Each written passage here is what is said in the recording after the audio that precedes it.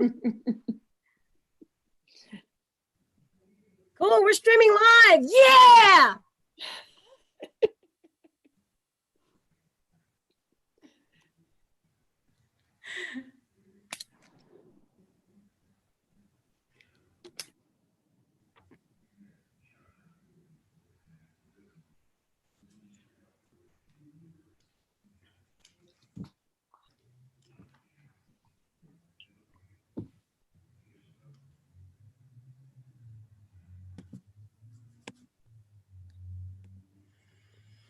Tell me when, Jessica. Okay, and we are good to go. Welcome everyone to CAHPERD Core Zoom presentations. My name is Patty Supay, and I'm this year's CAHPERD president. I hope that you've been enjoying these valuable presentations hosted by CAHPERD. We began these series in the summer, and they have been very well received. This is the last of our series as we began preparation for our annual conference, March 11th through the 13th of this year. It will be a virtual conference this year with many exciting speakers and presenters, including several state and national teachers of the year. Our keynote speakers include tonight's featured presenter, former Shape America President Judy Bianco, as well as Hip Hop Public Health's CEO Lori Benson and founder Dr. Williams as additional keynotes. As you know, there's a lot going on in California physical education, and CAHPERD is constantly working on your behalf to stay on top of everything. Be sure to register for our conference and join in on urgent town hall sessions addressing many hot topics and major concerns in California physical education. You won't want to miss this year's conference. Registration information will be sent via email as well as available on the CAHPERD website. Before we begin our presentation tonight, we have a special guest that I would like to have say a few words. So please welcome CAHPERD member, former Teacher of the Year, and our President-elect for Shape America, Terry Drain. Thank you, Patty, and hi, everybody. I gotta say, if you've never heard Judy Bianco speak, you are in for a treat. Absolutely. I wanna thank Judy, or Patty, for the opportunity to say hi on behalf of Shape America. And I also want to take this opportunity to give Patty and her team a shout out for the fabulous job they've been doing since COVID began, providing you CAHPERD members with the resources and tools you need to teach during this very unique situation. I have been a longtime CAHPERD member and Shape America member, and like you, probably think about the conference. First of all, when I think of membership, but your state and national organizations do so much more for you than that. And one of the reasons I'm happy to have this chance to speak to you today is to appeal to you for your help. Our ability to speak on your behalf at the state and national level depends on having the resource needed to do the job. So I'm appealing to you to make sure you become a member of CAHPERD if you are not already. Become a member of Shape America if you are not already, and encourage your colleagues to do the same. We need the resources to advocate on your behalf. And as you know, this is a precarious time for the profession, and we need to advocate like never before. So please join, get your colleagues to join, and we'll get through this together. So I want to thank also Patty one more time for this opportunity to speak to everybody, and enjoy your presentation. And back to you, Patty. Thank you, Terry. We appreciate you talking to us today. In today's core, we will be welcoming Judy Bianco. Judy is the 2018-19 past president of the Society of Health and Physical Educators, Shape America. After 27 successful years as a health and physical education teacher and supervisor, she joined 2 universities as an adjunct faculty member and a mentor in New Jersey. In 2018, Educator Week named her Leaders to Learn From, a distinction never before given to a leader in our profession. Judy is also the president and CEO of her own consulting firm, HPE Solutions, where she provides professional development to school districts across the country. Tonight, Judy will be presenting Resilience in a Time of COVID-19. What have we learned? This presentation is a prelude to her CAHPERD keynote address, as she discusses the evolution of health and physical education over the past 9 months and the role of resilience in serving every student. And now we are excited to present to you the one and only Judy Bianco. All right, I'm in California, kind of. I love it. Welcome, everybody. So great to be here. So cool to be live.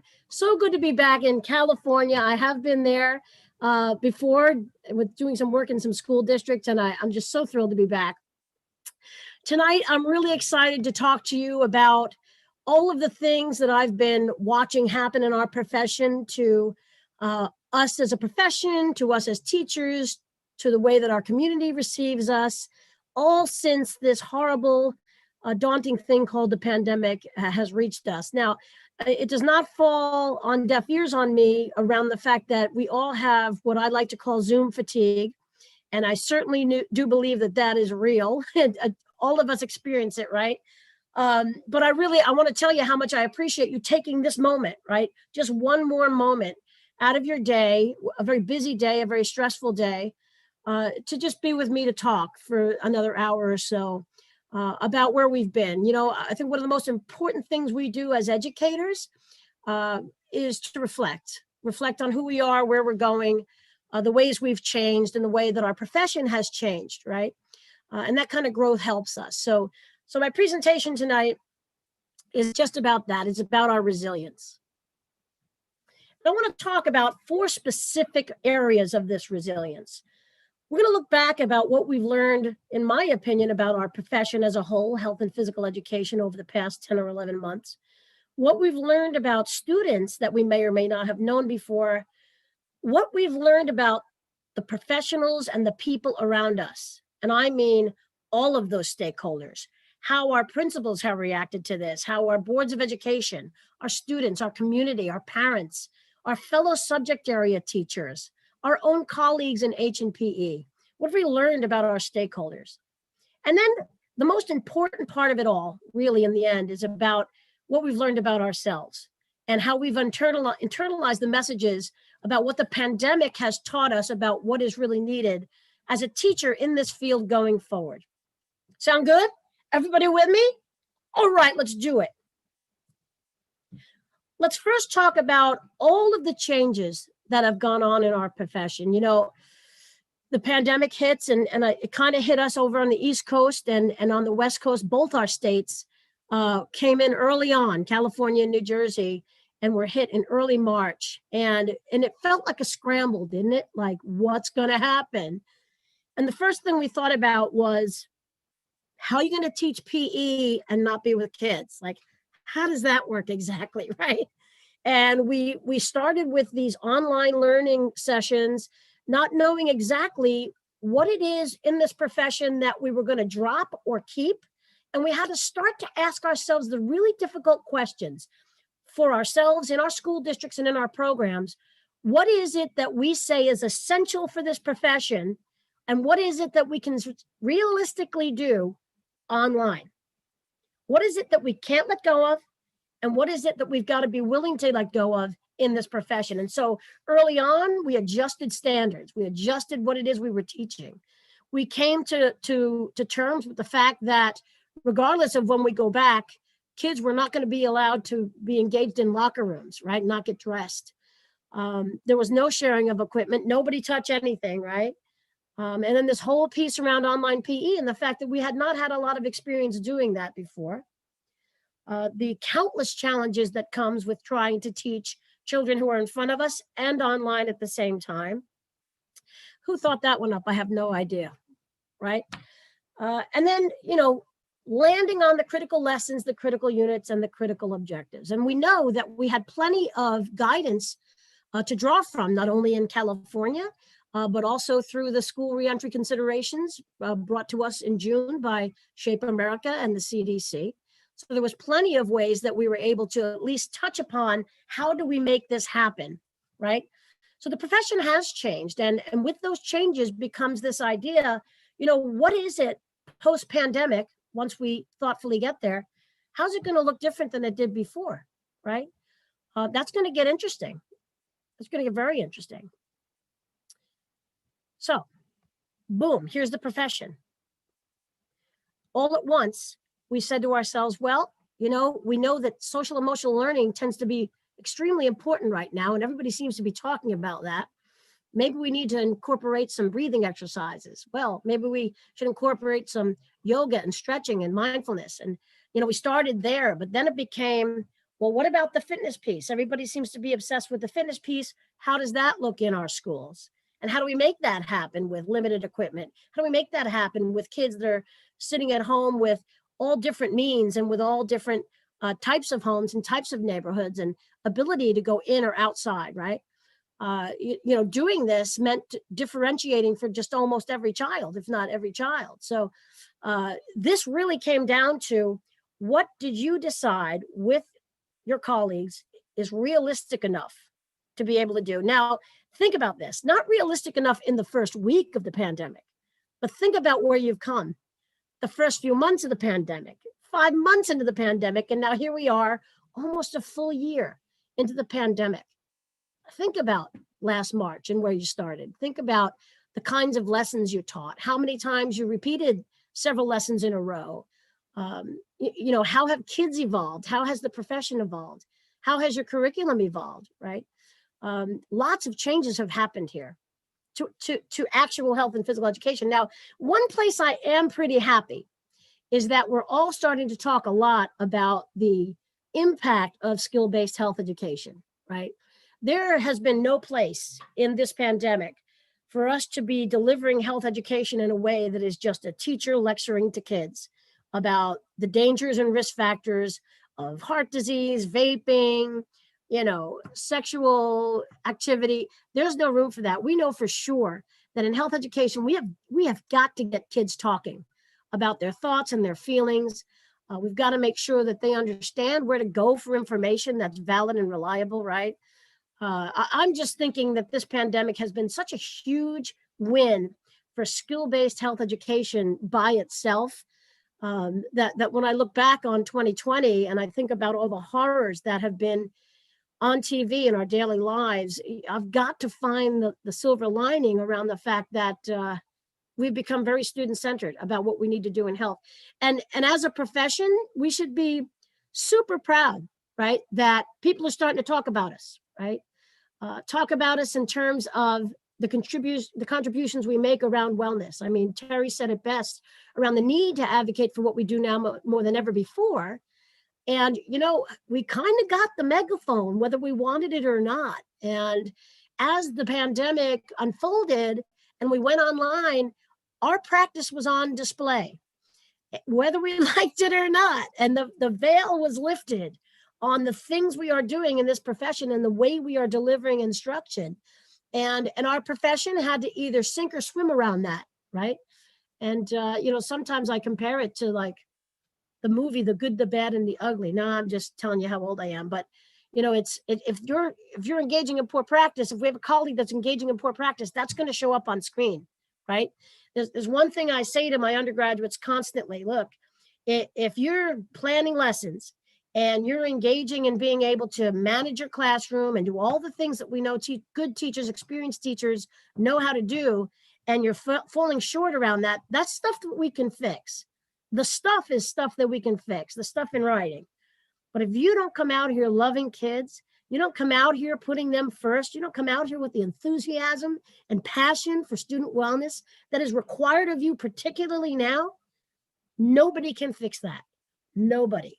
And I think that as a profession, what we found, and even across subject areas, the teachers that just couldn't handle this, they said, look, I'm never going to survive being able to adjust, grow, and reflect around the pandemic. Maybe my time to retire is now. While others said, wow, I am super psyched about being able to meet this challenge where I am and do everything I can to make sure that I protect children, right? K through 12, whether they're 5 or 18, the need they have for connectedness is just unprecedented, right? And so you have those teachers, and everybody approached it from where they are. And the most important piece that I'll get to later is our ability to reflect on who we are and where we are and being able to do the pivot, right? I think the word that comes out of the pandemic is the word pivot. You're probably sick of hearing it, right? Probably sick of hearing, yeah, I know I'm on Zoom all the time and my kids, they're struggling and parents are saying X, Y, and Z, and my principal wants this demand of me and my community is saying this. And all the while, here we are as health and physical education continuing to need to advocate for ourselves the way we always have, because, you know, math and science don't have that problem. They never kind of have.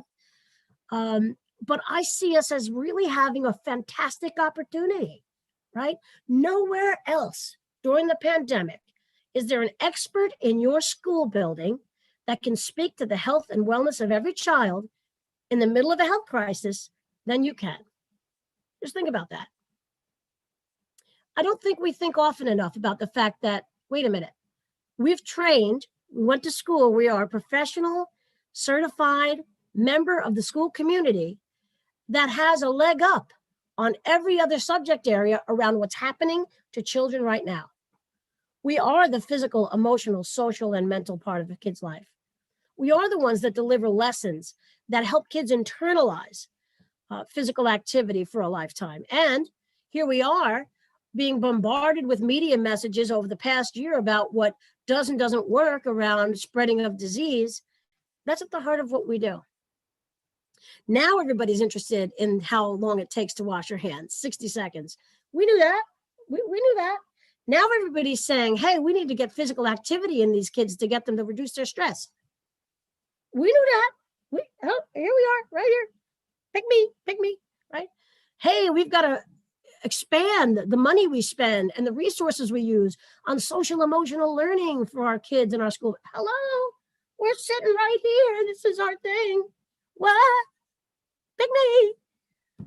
So it's really, really important that we say, look, although we're in the middle of a tragic year, we still have to be able to embrace our responsibility around the role we play in this pandemic. And our profession puts us in the perfect footing for that. Our profession itself gives us the opportunity to use the research, talk about data, and, you know, exploit and advocate the ways that we've been able to enhance children's lives through this entire thing, right? Make sense? All right. So if I can get my thing to advance here, wait a minute here. That I was on a roll and now I'm not. So as my slide decides to go, or we can just be stuck here. There we go. There we go. Our students. We're going to spend a little time here, aren't we? You know, when I was a young teacher, I thought the most important thing that was happening to me was the way I was planning lessons, setting up assessments, building learning activities, managing behavior. I thought these were really important things. I still think they're pretty important things. And, you know, I taught high school for a really long time. So, you know, I wanted to make sure that my instructional delivery was spot on and that I said the right things. And that I managed my class in a way that made sure that I could get kids to really pay attention. And you know, coming from a place where I taught a diverse group of students, and I say that here because we are in the middle of a very profound, wonderful day of love and peace on MLK Day. You know, I don't know that as a young teacher, I really saw every child. I can admit that. I'm not afraid to admit that. And it was one thing that the pandemic showed me, even after all of these years in leadership. And this is going to be hard for me to say, all right? The health and physical education wasn't the first thing I should have been thinking about. The standards and the lesson plans and the assessments and the delivery of instruction, the practices. You know, the pandemic taught me that students are what I teach, not health and physical education. I teach the health and physical education after I teach students. And, you know, as we approached the pandemic and we started to see kids withdraw, started to see kids on screen that would keep their cameras off, saw kids disengage, not show up. Other kids, you know, spiral into these horrifying states of stress and depression and anxiety. Saw statistically the use of drugs and suicidal ideation move the needle. You know, something becomes so much more important than the actual content. And it comes down to the reason why I believe children need school. Children come to school first and foremost for relationships, for connectedness, for caring and love outside of their family unit, an extension of who they are from when they are at home. And their lives abruptly changed. And, children are themselves resilient, but at the same time, what is it we've needed to do to make sure we do this thing I call teaching from the inside out, right? When you see students, when you look at them, yes, know their name, know what's making them tick, know what it is they know what it is they're able to do, but most of all, get to know them from the inside out, know them 360, know the whole child. And it's important because when you go to approach your lessons, you need to know that you're able to engage kids where they are, right? And so before the pandemic, I used to give tons of speeches about differentiation. Hey, make sure you engage that confident and skillful kid on the volleyball court. And make sure that you also pay attention to the kid who would rather be anywhere but on your volleyball court, right? How do you engage both those kids? How do you make sure they both have an equally joyful experience if our job is ultimately to make sure that those kids are internalizing the joyful messages of physical activity for life, right? That has nothing to do with volleyball. That has nothing to do with whether the ball goes over the net, right? And when we think about teaching kids first and thinking about the standards in the profession, it becomes a little less serious for me to care about whether by the time a kid graduates from high school, whether they make the basket or shoot the goal or give me exactly correct form, right?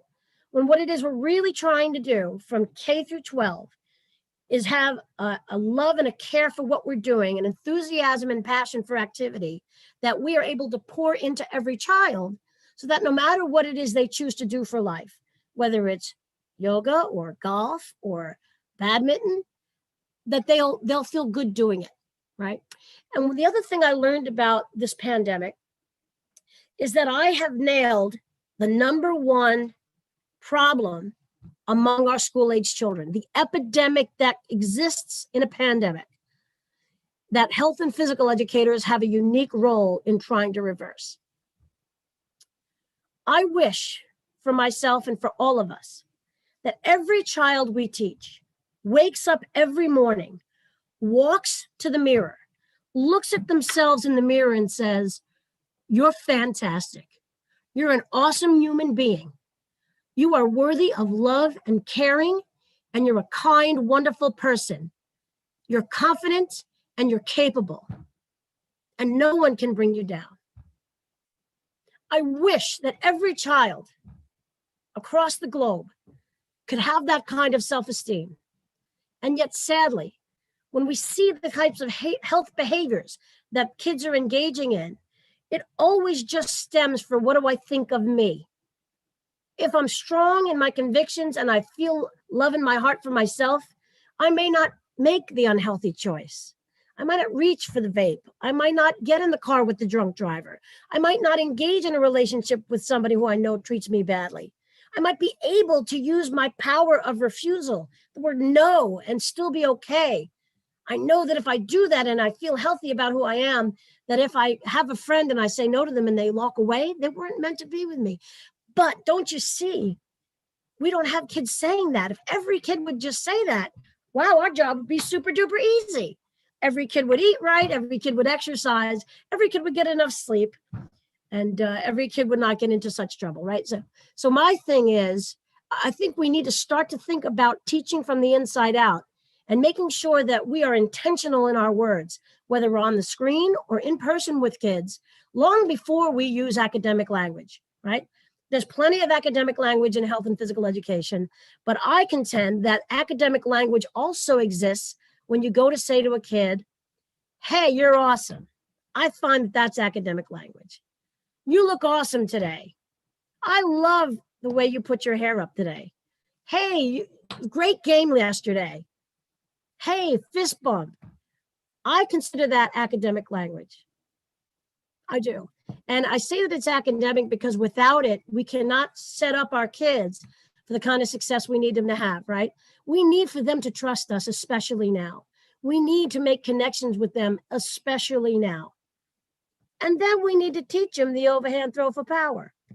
And then we need to teach them what 5-on-5 means. And then we need to teach them, how to kick with the instep. And all those things are very important. And I don't mean to trivialize our objectives in physical education and health. Of course, we need to make sure that kids, we're teaching, that we're assessing, that we make sure that they're able to attain particular knowledge and skills in physical education and health. But what I'm talking about here is resilience through the COVID pandemic. And when I think about resilience, it comes back to the relationships. And so when we look out on our children and we see all those boxes in front of us on the screen, or we see them in the gymnasium in a hybrid situation, we have to be able to say, do I know which of these kids may or may not be struggling? And if a kid is not showing me their face on a camera, do I want to be quick to chastise them or criticize them when I don't know what's going on behind that screen, right? We've got to come from a place of empathy and concern. Yes, we've got to hold people accountable. I get that, right? But at the same time, we have to make sure that we're meeting every child where they are. Easy for you to say, Jude, you don't have 300 kids a day. You can sit there in New Jersey and all day long. I got 300 kids. What am I supposed to do? Only the best you can. No one's asking anymore, right? Because you're going through plenty as well, right? And that's another slide. But for me, when I think about the heart of what we're doing in education, the work you're doing is too important, right? And I contend, and what you'll hear in my keynote in March is this very phrase. The work you're doing right now is a matter of life and death for the kids in your class. I mean it. The work you're doing in health and PE is a matter of life and death to every kid in your class. Only you have the nuances around health. Only you know what it is that is going on in the nervous systems of these children. You know the emotional reactions they have. You know the benefit of physical activity and what it does to combat stress, anxiety, and depression.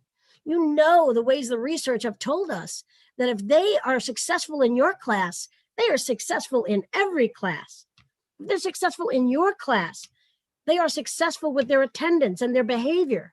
In so many ways, you touch the culture of a school. And when I think about the stakeholders that I'm going to talk about in a minute, I mean, what better platform could we have, And yeah, I don't want to dismiss the fact that this pandemic has been, what's the word, everybody? Horrific.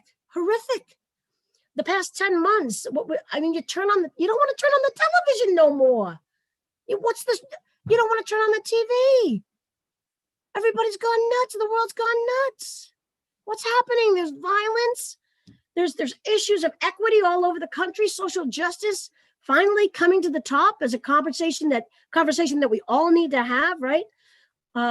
These are all, very important things. But at the heart of it all, our children are watching us. Our children are internalizing our actions, internalizing our words.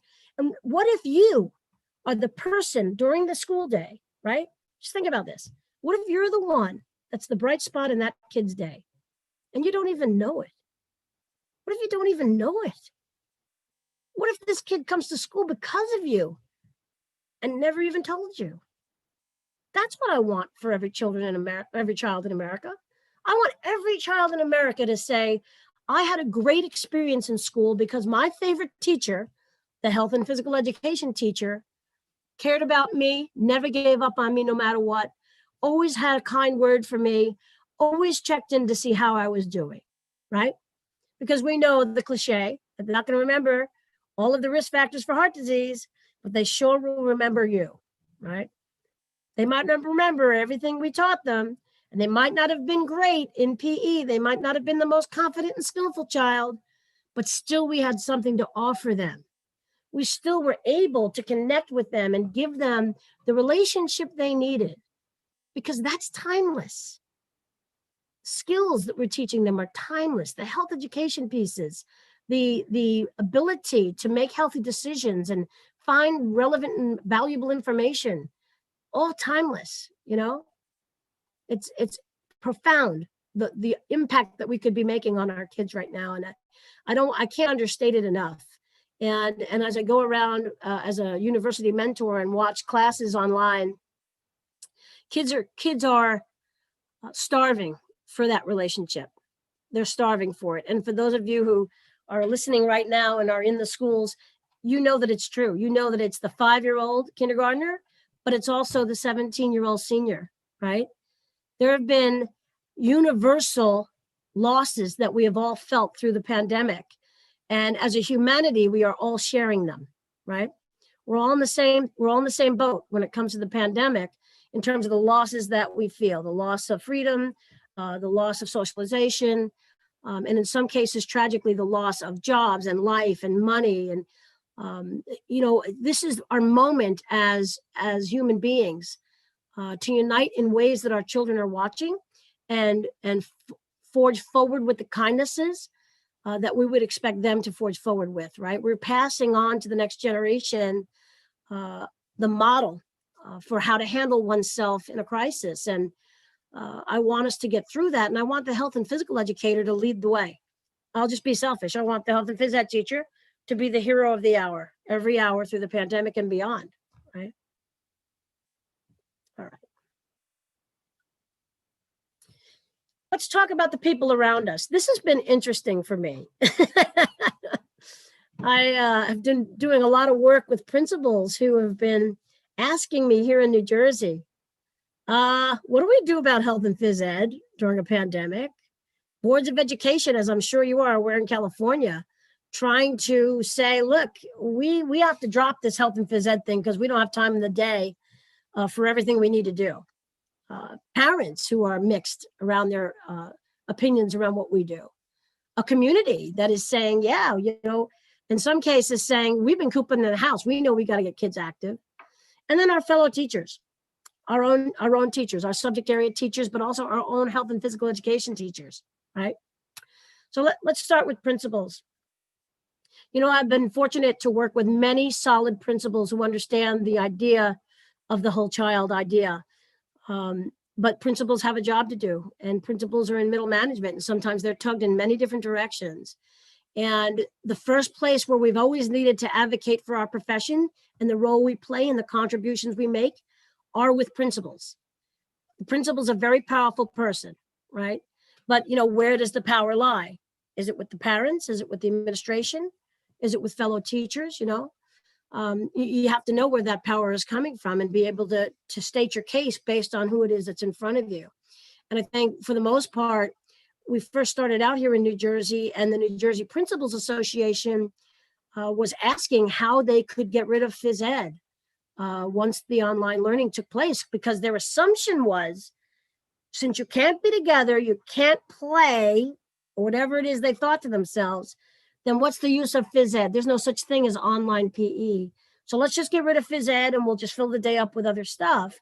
And so, we dealt with a waiver crisis here in the state of New Jersey, and our New Jersey AHPERD, dove all over that. And as a result, many of us leaders in PE, we went to the New Jersey Principals Association and said, let us do webinars for you. Let us come into your schools and help your staffs. And, that ended up working out pretty well for us, and we became allies. But it didn't start that way. It started with, how can we seek a waiver for physical education since it's no use anyway, because it's all online. And what really became clear to me was that physical educators put their best foot forward to show everybody we have a role to play, regardless of whether children are online. And then you saw this huge, wonderful explosion, right, on Twitter and elsewhere around the hashtag HPE at home, where people were rolling socks into balls and throwing them into laundry baskets. That's brilliant. That's brilliant. Some of the stuff I've seen of lessons that they've had kids doing at home are just completely brilliant, creative and wonderful. And our ability to come together as a profession and unite around those types of activities has been inspirational to me, just inspirational to me. So yeah, we've schooled the principals and we've told them, look, this can be done and it is happening and we are getting kids moving. And guess what? Kids are better for it and parents are appreciative to get their kids moving. In fact, what better platform to be able to advocate than to have little sisters and little brothers jumping into PE classes and parents in the background being educated about what we do.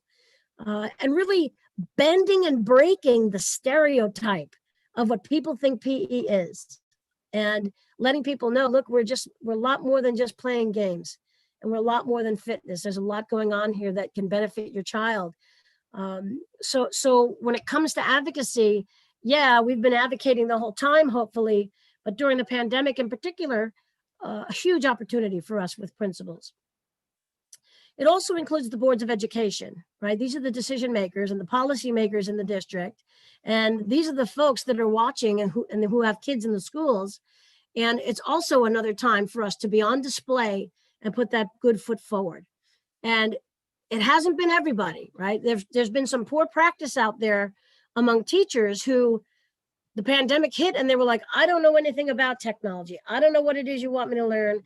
I don't know, how to do Google Meets or whatever it is, Microsoft Teams, somebody help me along.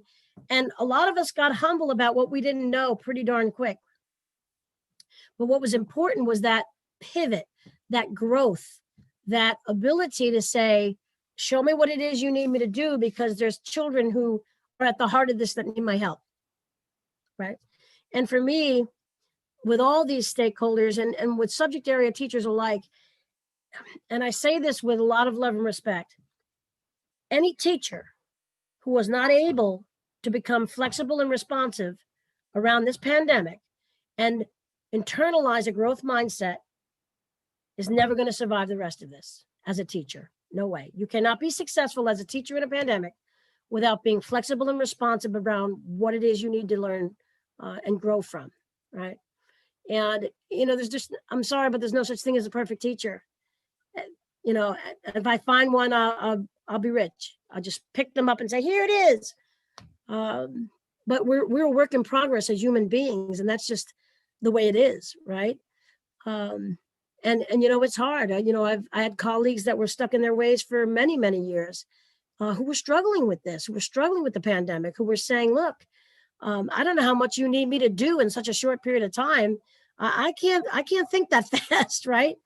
But you see colleagues helping colleagues and helping each other along, and you say there is a goodness in this world that transcends a pandemic, And then we have parents. I've been really excited to see so many parents take such an interest in health and PE. And I'm hoping that's the truth where you are, because as their children become active on the screen after sitting all day in Zoom classes, it's really a joy to see that the parent realizes what happens to the child firsthand after a bout of physical activity during the school day. We can say it. We can say, hey, guess what happens after the PE class? It's the most academically ready the kid is all day. Now the parent actually sees it at home, right? And we've been hearing the wonderful anecdotal stories coming in from across the country around parents saying that their physical education teacher is the champion of the day. And that's what we want. We want parents to understand what we do, to see what we do. And there wasn't any moment, before this for us to say, okay, let's bring our parents into the gymnasium, outside of bring your parent to PE week. Now they get to see firsthand. And we've got to seize those moments, and we've got to be thoughtful about those moments. And we've got to get on screen and be as enthusiastic and passionate as we ever are to let kids know that you're here for them, but also to let parents know the work we're doing here is serious. Health and physical education, that's academic work, and it might look where we're having fun and we're playing games, but it's play with a purpose, and it's academic learning that's happening. And there are major academic gains going on in this room. And then our communities, I've been thrilled to see from the onset of the pandemic that once people went into isolation, all anybody could talk about was getting outdoors and biking and walking and breathing fresh air and getting physical activity in and getting exercise. And in particular, news media outlets saying that communities were building walking programs and, encouraging people to move with their kids. That's a billboard for physical education. As we built the pandemic and people were talking about these three major things that are basically a chant at this point: 6 feet apart, wear a mask, wash your hands. all of that folded up into social emotional learning and avoiding depression and isolation. These issues are health and physical education related. And we've got to be able to build that bridge, because no one's going to build the bridge for us, right? Everybody's talking about everything we do over here. And here we are needing to give a voice to the profession and say, can't you make the connection between what we do and what it is you're all talking about? So it's really important that the community sees that when we look to get kids active and we say 60 minutes a day of physical activity, we contribute to that. And so everybody's PE homework becomes getting your family active and coming up with creative ways to move and dance and use some fitness activities, right? And then our fellow teachers. I really appreciate the fact that all over television, our politicians and major corporations and commercials alike have been touting teachers as frontline heroes. In 30 years, I don't think I've ever heard that about us. And it's heartwarming and it's appreciated. I'm sure you feel the same way. But at the heart of that is that we are considered, in some respects, frontline workers, just like nurses and doctors. Probably not to the extent, right? But by the same token, we are gathering in spots where schools are back in session, and we are around children, and we are around our coworkers. And teaching in a pandemic is the most challenging thing that education has ever seen. And right now, we see that money is being thrown at education. To be able to help with the learning loss and to be able to help with the mental stress and to be able to help with being able to promote what it is we do regularly. And our fellow teachers, I'm hoping, have been able to see the profound contribution that we are making in a school, right? I know it's hard teaching math online. I'm sure it's hard teaching language arts online. We certainly know about the challenges of teaching PE online, but is it not also true that each part of us, each part of our profession, math, science, social studies, language arts, we all have a role to play in the child's life? And I'd like to be able to think that fellow teachers are starting to come together to understand and respect each other's value. Might not be true where you are. I see, pockets of that happening where they did not happen before. All I'm asking is for little steps, right? If I'm respected by one more math teacher today than I was yesterday, I'm feeling like it's a win, right? If I'm feeling like I've got people out there that are promoting physical activity boosts in the classroom for kids, and I've got subject area teachers starting to engage in those Go Noodle activities and brain boosts, I call that a win for physical education any day of the week. So for me, I feel like we're bumping up the ladder a little bit. And we bumped up the ladder anyway, because you know why? Any superintendent or principal that was having conversations about really big deal educational issues like trauma-informed practice and the achievement gap and restorative practice, health and phys ed had a seat at that table the whole time. The chair was pulled out for us. All we needed to do was sit in it. So for me, talk to me about the kid who's disengaged. I'll talk to you about how health and phys ed can help. Talk to me about the kid whose attendance is not that good. I'll tell you exactly how I can help. Talk to me about the achievement gap. I'll talk to you exactly about how health and physical education contributes to promoting equity, diversity, and inclusion in a school. So all those educational conversations include us. And all we need to do is sit at the table and open our mouth, right? So that we can say that we're at the table with our fellow teachers, that we can say, look, no one subject is more important than mine, or I'm not more important than any one subject. We're in this thing together, and we're trying to come together as a school community, as an educational community, to save the lives of children, as far as I'm concerned, right? So where it comes to fellow teachers, these are all stakeholders that we need to be continuing to engage regularly. Cool. Is everybody still there? Am I all by myself? Hello? All right. And then last but not least, wow. When I think about who I was pre-pandemic and who I am now, I think I've learned all these things. I think I've learned a lot about myself. Number one, I'm an extrovert and I'm a hugger. So this has been the worst 10 months of my life. Some Jersey Italian that doesn't get to leave her house. It's the worst thing ever. But other than that, I think the most profound lesson in the resilience of our profession has to do with each of you, right?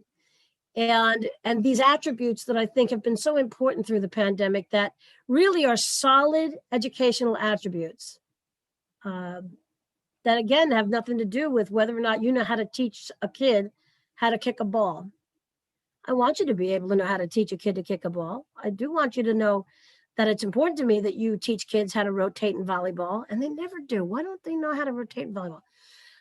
But I also want you to know that what you bring to kids, first and foremost, is a piece of yourself, right? And, you know, the first thing I want to say is, I don't think we as educators do enough to promote our own self-care. I think we're horrible at that, right? We're such givers that I think we forget we can burn out pretty easy. I think we don't notice that we need to get food in us every day, and we need to make sure we get enough rest, and we need to give ourselves a break once in a while and say to ourselves, look, I need to take a mindful minute here and reflect on where I am. You know, we've all got our own lives, and we're juggling that life alongside being a health and physical education teacher.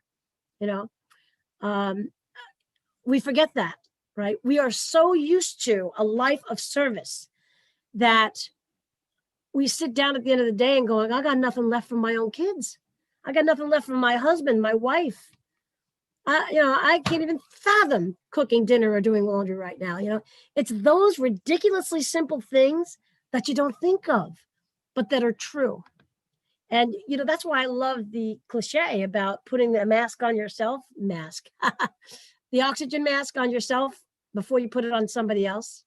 You're no use to me unless I have you at 100%, right? And you're no use to kids unless they know that you're all in for them every day. And sometimes fake it. You got to fake it. Sometimes you're not 100%, and that's okay. Don't let them see that, right? Rita Pearson does this fantastic clip called Every Child Needs a Champion. I'm going to be showing the clip during my keynote in March. And for those of you who have seen it, I know you know what a great clip this is, and I could see it 100 times. So if you have seen it, you're going to see it again at the keynote in March.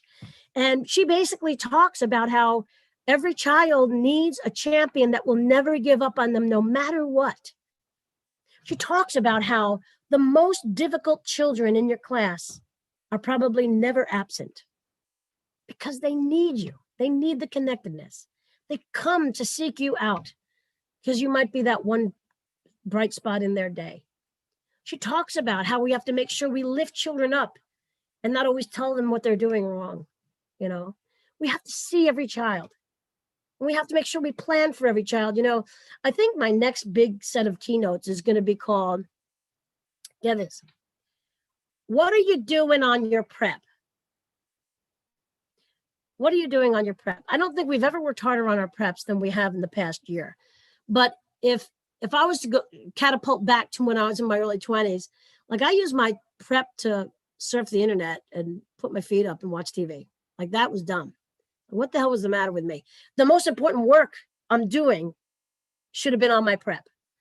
I had to be thinking of kids on my prep. I had to be thoughtful in my planning so that when I got in front of kids, I got to enjoy them. You know what I mean?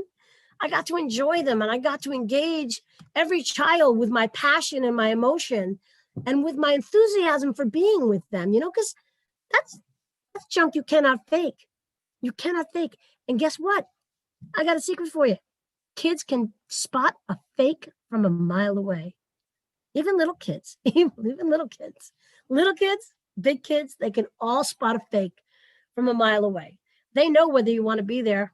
They know whether you're passionate about what you're doing. And they know whether you cared enough to plan for them. They absolutely do.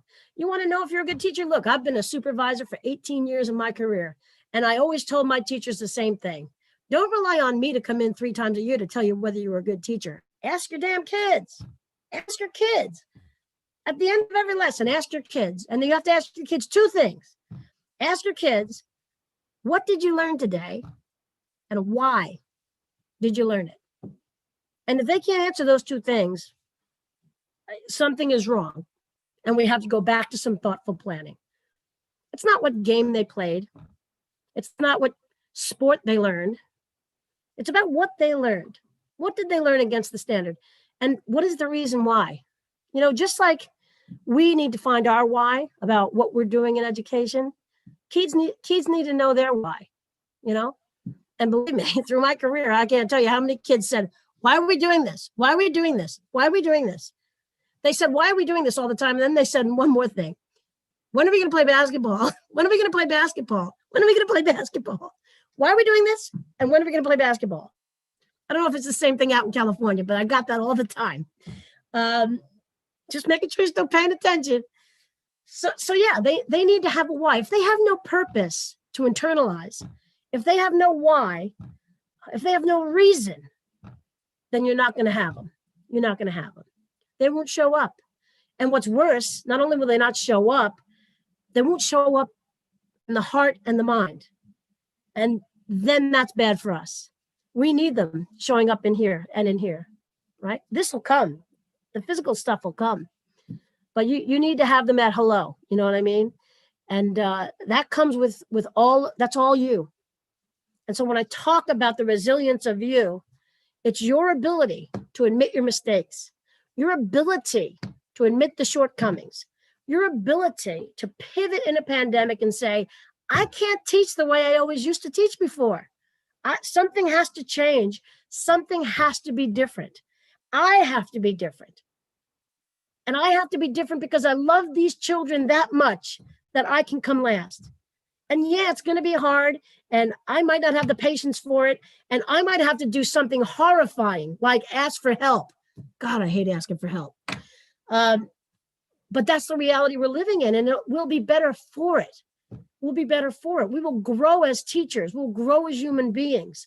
We'll grow as lovers of children in this space if we say to ourselves, look, I completely screwed that up. I'm sorry, children. I didn't mean to. I just told you the wrong thing. I apologize. Isn't that funny? And it all comes down to that connectedness, right? The reason why kids come to school. And you know, for some of us, it comes easier than others. I get it. Many of us, we went into health and physical education because we loved sport. We were an athlete in school. We were, you know, obsessed with fitness and fitness activities. And being obsessed with those things are fine, but it doesn't come first, right? Be obsessed with children, like in a good way. That came out wrong. Be able to say, look, I'm going to put the child before the content and lead in the profession from this moment on, as you have, if that's what you've been doing, but also treat this as a moment of your own profound professional growth. Be able to start to say to yourself, look, I am going to treat myself as a learner in this profession, just like I did when I was in school, and know that that's the growth mindset that's going to get me through.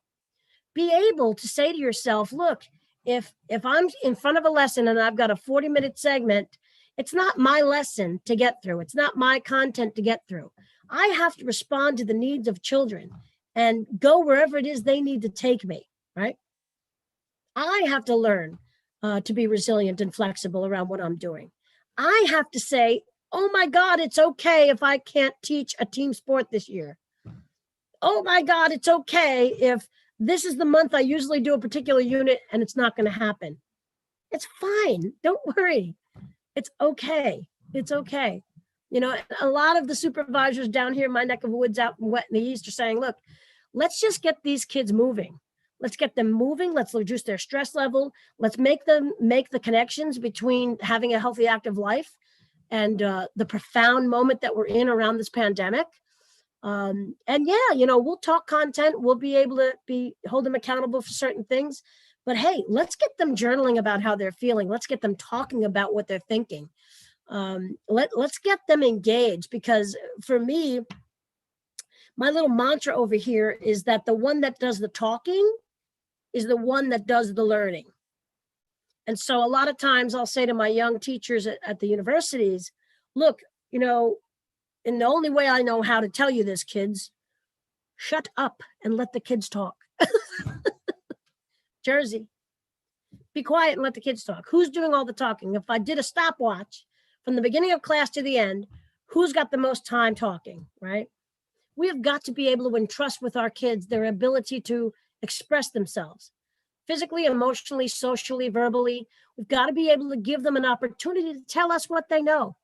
Because the kiss of death in PE is for a kid to say, look, I learned this 3 grades ago. I can't believe I'm learning to dribble a basketball again. Seriously? We don't want that, right? We don't want that. How many times are you going to teach me the decision-making model in health, right? This is the 3rd time I've heard this. Seriously? We can't have that. We've got to be able to get them to be stakeholders in their own learning. And that comes with relationships. It comes with lots of questions. It comes with being able to give up some of the power as a teacher and say, look, what is the worst that could happen? What's the worst that could happen, right? As long as you set the parameters for appropriate conversation, lay out the learning activities so that kids have plenty of opportunity to show you what they know in their own way, whether they want to sing it or draw it or rap it or play it, you know, whatever it is. As long as they get the ability to form ways to use self-expression through the art of movement, I think we're a lot better off. And I think that's where Shape America and the CDC did a nice job early on talking about an at-home student survey. If you haven't seen that, it's a great document. I'm sure CAHPERD has it, and that you all have seen it, the reentry considerations document around surveying your kids about literally everything. Like, when's the last time you asked your kids, what's your favorite thing to do when it comes to physical activity? What kinds of pieces of equipment do you have in your house that could be a makeshift ball or an object that you can toss? You know, what do you like most about my PE class? And what are some things you would change if you were me? I mean, what better way to form our curriculum than to make it student-centered and make it something that kids are going to enjoy, right? You know, I was that kid in high school that was on the soccer field, and I had a very specific position on the soccer field. It was this. That was my position. And so, yeah, I wasn't big on soccer, but, you know, when we think outside the box, we know, look, it's not about the score and it's not about the height of the net. You know, no one says the net has to be the same height for everybody. No one says you have to use the same ball for everybody. We got to let go of that old thinking. And the pandemic has shook us loose. It shook us loose of a lot of stereotypes in PE and about what we thought we knew we were doing that was the right thing, right? For example, and we don't have time to attack this one now, but the way we assess at the secondary level in PE. No locker rooms, no getting dressed.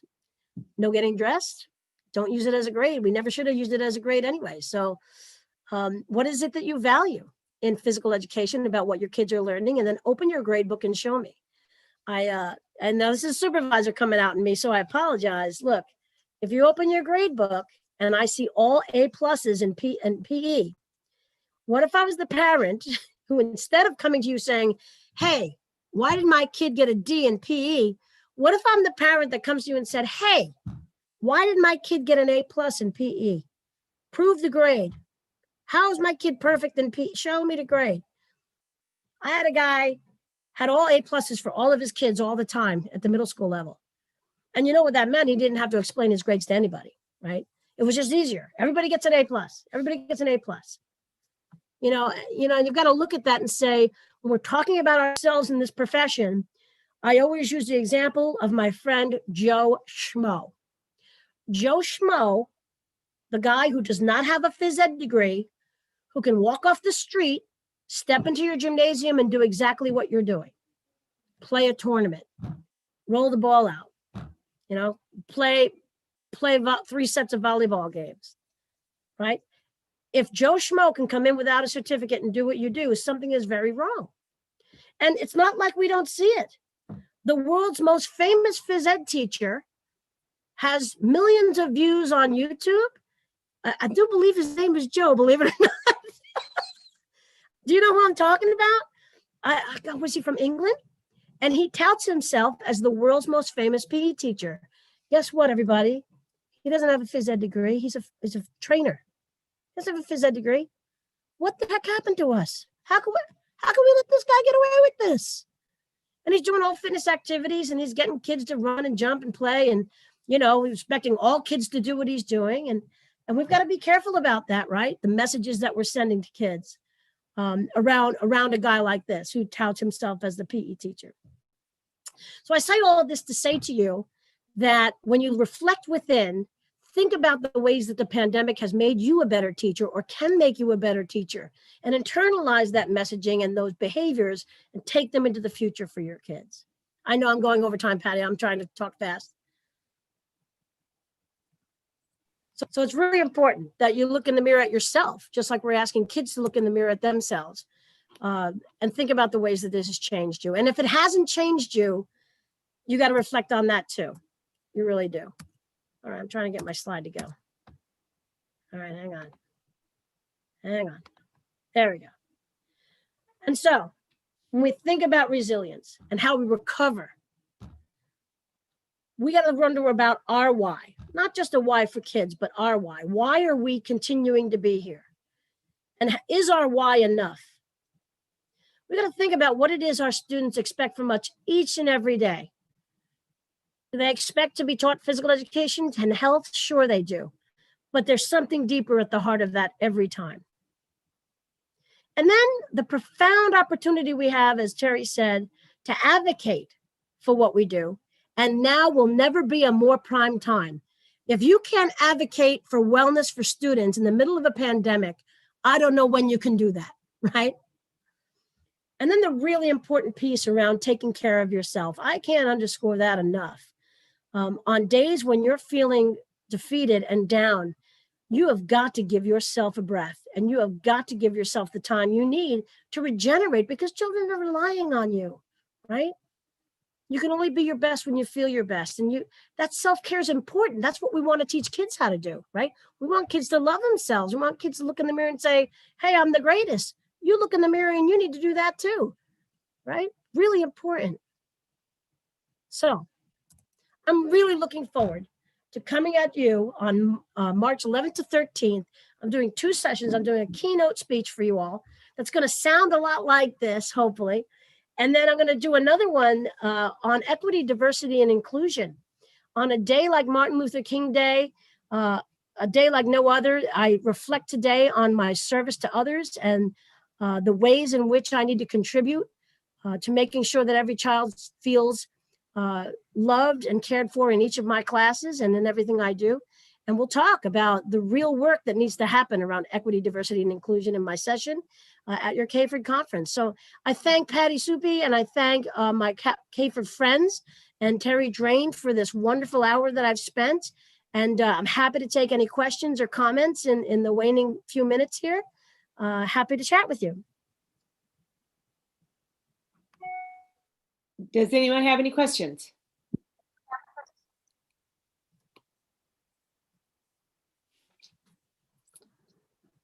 One new message. Judy, I'm not seeing any questions, but I'm seeing a lot of thank yous. I'm seeing a lot of people everybody's saying, like this. a lot of people are saying this is a great presentation, and they loved the shot in the arm, and you are amazing. And I think you've done a super job in reminding us why we're here and how to be the best teachers that we can be. And I want to thank you greatly for that. And before we do let Judy go, does anyone else have anything they'd like to say to Judy? Any questions?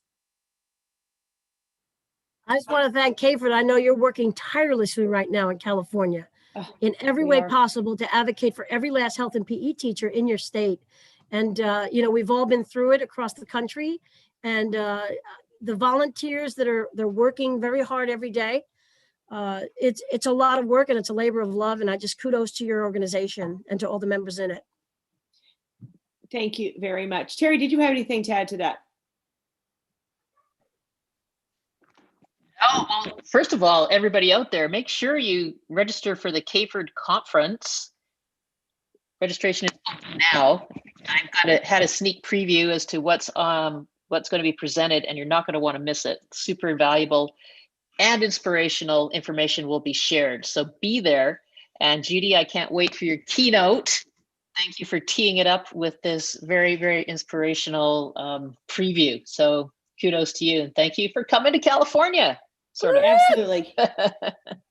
And as Terry said, make sure you sign up for the CAHPERD conference. Judy will be opening our conference on Thursday night. So don't be late. Be there and be there on time. We want to remind you that the session today has been recorded. It will be on the CAHPERD website, in addition to the fact that we also went live on YouTube. So you can see this again on YouTube. And if you'd like to share it with any of your friends that we're not able to see today, make sure you let them know they can check it out either on the website or live on YouTube. And once again, Judy, we can't thank you enough. I love you guys. Thank you so much. And on behalf of every family and every child you all are teaching, thank you.